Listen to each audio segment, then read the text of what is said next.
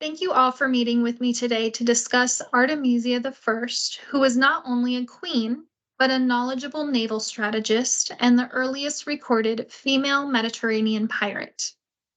For the purpose of time, we won't go into great detail about her accomplishments, so we will focus primarily on her role in the Battle of Salamis.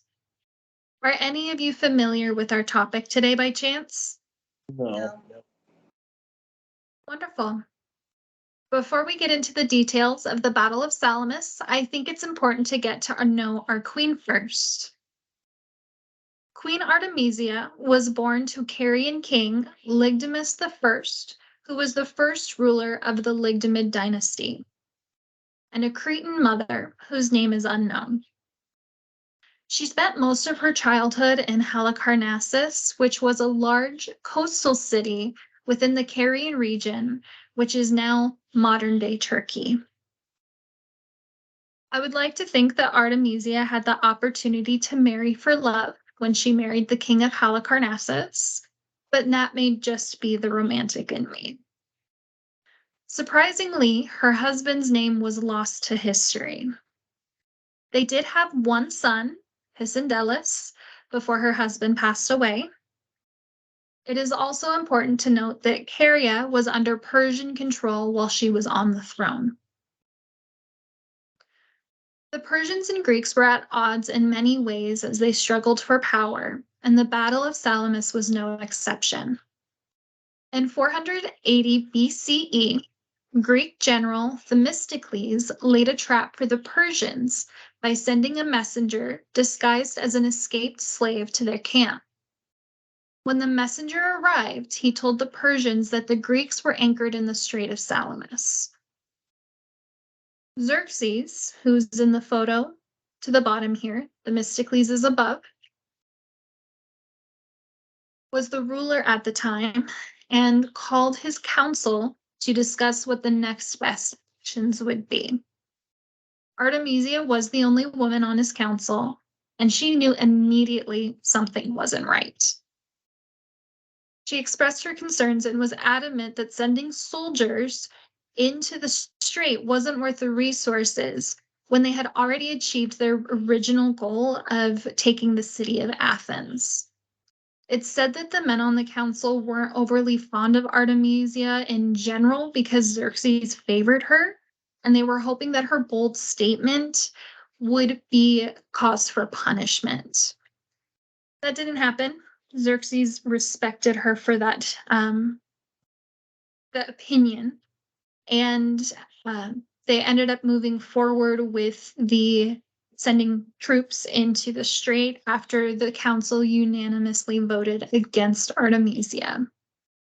So once the Persians decided to move forward with pursuing the Greeks within the Strait of Salamis, they began to file into the strait. It said that they had between 800 and 1,200 large ships that were 3 rows deep. That is a lot to put into this tiny, tiny space. The Greeks were anchored off of the shore, taking a cowering position. And once the Persians were in the area that they had wanted them to be, they ambushed them, and their smaller, more agile ships were able to maneuver in between the Persian ships and wreak havoc. They caused an immense amount of damage, and it quickly turned into a massacre. So Artemisia was among one of the ships that had sailed into the strait. She was known for carrying what was called barbarian flags, which means that she would use a flag of an opponent or an individual that may cause conflict and fly their flag to avoid conflict. And she did just this with the Battle of Salamis. She lowered the Persian flag and raised the Grecian flag on her ship, the Lycos, and rammed into an ally Persian ship, sinking it to make her escape from the massacre that was happening around her. Now, from where Xerxes and several of his advisors had been watching the battle. One of the men had mentioned, "Hey, Artemisia just sunk a ship, sunk a Greek ship." They were all excited. Xerxes stated, "My men have become women and my women have become men." And what the man that had pointed it out actually saw was Artemisia sinking a Persian ship. After the battle was over, Xerxes never learned of Artemisia's actions because there were no survivors on the Calindian, which was the ship that she sank. Shortly after the Battle of Salamis, Artemisia disappears from history.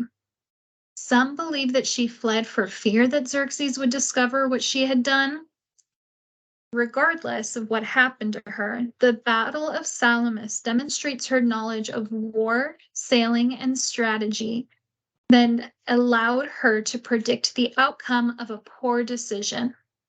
And her naval experience, even if it may be unorthodox, provided her with a method to maneuver safely out of the way to save her life and her crew's life.